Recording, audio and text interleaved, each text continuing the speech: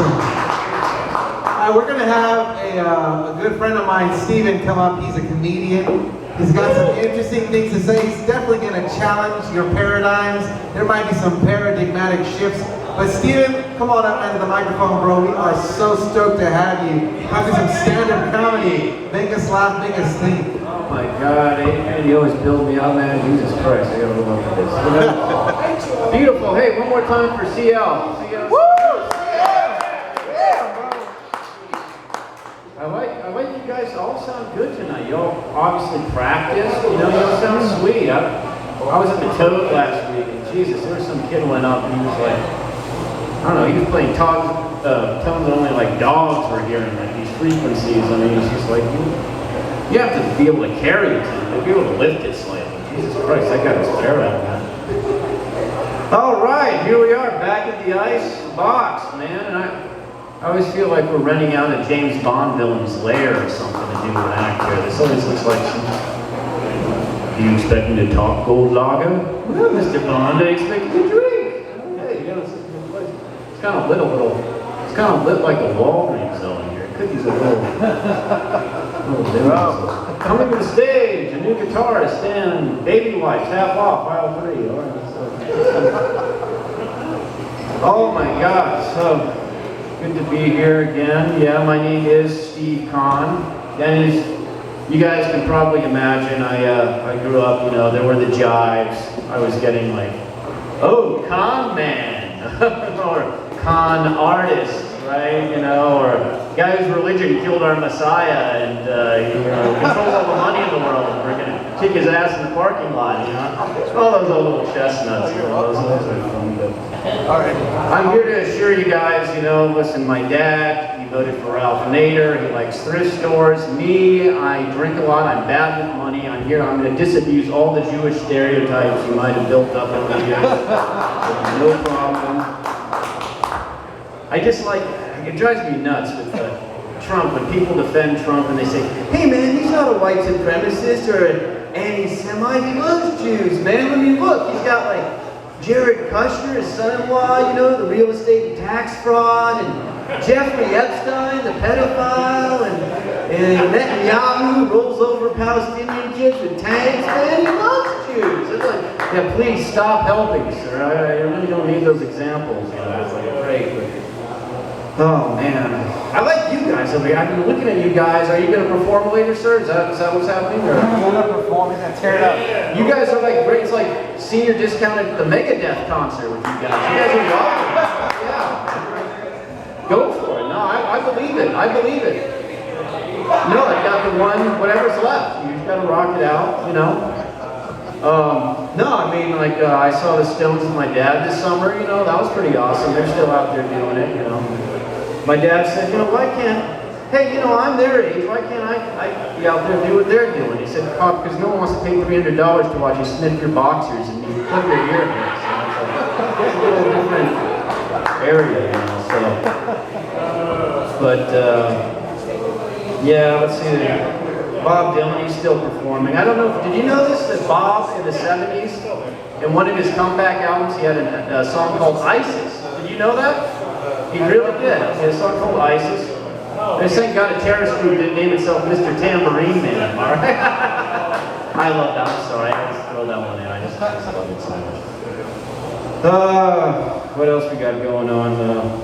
But yeah, did anyone watch the Democratic debates? I watched them. Anyone watch it? It was fun. You know, Beto, hell man, he got out there. He's still out there being the center of attention. He was like, Biden's like, oh, I just want to compliment Beto on how he dealt with the survivors of El Paso, and Kamala's like, no, shut up, old man. I want to compliment Beto on how he did with the survivors of El Paso. Kamala's weird. I don't know what her story is. I think she's like the child of Barack and Michelle sent back from the future, like Cable and Deadpool 2 or something. It's very confusing to me. But and Beto has a big controversial statement, right, about the AR-15. He wants to take the AR-15s away. I don't know where anyone stands. I don't know where you stand. You know, my view is take the AR-15s away from the criminals and put them in the hands of the Kardashians. Because they won't know which way to point, right? You know, they'll probably point their face, blow their heads off. Society will be like so much the better for it, you know. So. Exactly. So I don't know what you said, but goddamn, you have a point there. That's amazing. Oh man, yeah, it's a good crowd here, man. Adrian was telling me some guy in the back like wanted to see me, and he confused me with someone he knew, and the whole time he was like staring up at the stage, like, God damn it, they don't shut up. He had this look on his face, like, I'm trying to watch the Vikings game. Shut up. Okay, good. No, that was nothing. Oh God, what else is going on? Yeah, I do make some extra money. You guys might want to get into this. I do extra work up in Albuquerque, movie and TV. It's all available on just go on Facebook, go to background, New Mexico background. You know, they got all ages, shapes and sizes. You can be in the background of these movies, and trying to get it down in Cruces. I'm trying to push it more in Cruces. I thought, like, for instance, if you put some cameras outside of the Albertsons and Dollar Tree there in El Paso, you got like 3 seasons of The Walking Dead at least. Money there, but no, it's great too. If you guys, I'll give you a little tip. If you get on these things, try to get on like network shows like CBS, NBC, big movies, because the food during the food breaks is fast. It's like they got lemon cake, they got steamed rice, they're making omelets, they got the guys with the tall chef's hats like a cruise ship, and shit, oh, it's wonderful. But then you do these little indie movies, and all they serve you is like, you know, leftover McNuggets and Pop-Tarts. So like 6 months or a year later, you look for yourself in the TV, and you're like, why is everyone in the background of this movie throwing up? It's like, must be a Nicholas Sparks movie or something.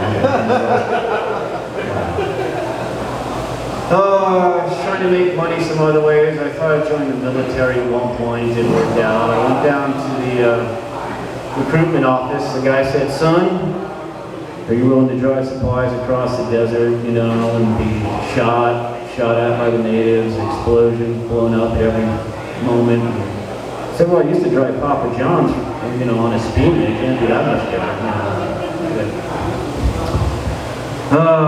Tattoos. I like you guys, some people have some great tattoos. I'm afraid of tattoos myself, the whole thing.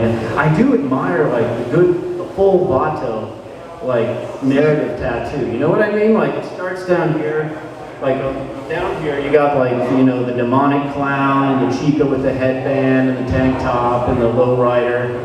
And then you get kind of to the middle of the arm, and it's the guy who shot his girlfriend's landlord, you know, in the face.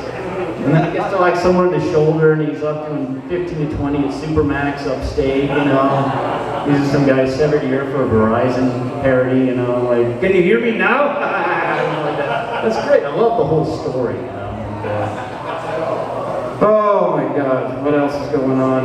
Yeah, women issues. I'm still out there, still trying to date. I like giving women space. I find if I give them like 5 to 10 years of just total space, that they like me after that. They're sort of it's a nice feeling, and I'm trying to develop my own dating website. It's called crazyandalone.com. It's basically, you you sit at the table, you go, oh, you look beautiful tonight, that dress, that looks so good on you, oh honey, and then the waitstaff's like, who's he talking to?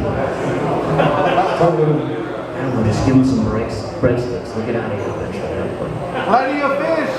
Plenty of fish. Plenty of fish. God damn it, Adrian, you're making some dirty jokes. I don't want to say that. Okay, guys, that's my time. Please enjoy the music. Thank you very much. Steve. Guys, let's put our hands together one more time for Steve Conn. We're going to welcome a good local favorite, Mr. Cyrus. We're going to welcome him to the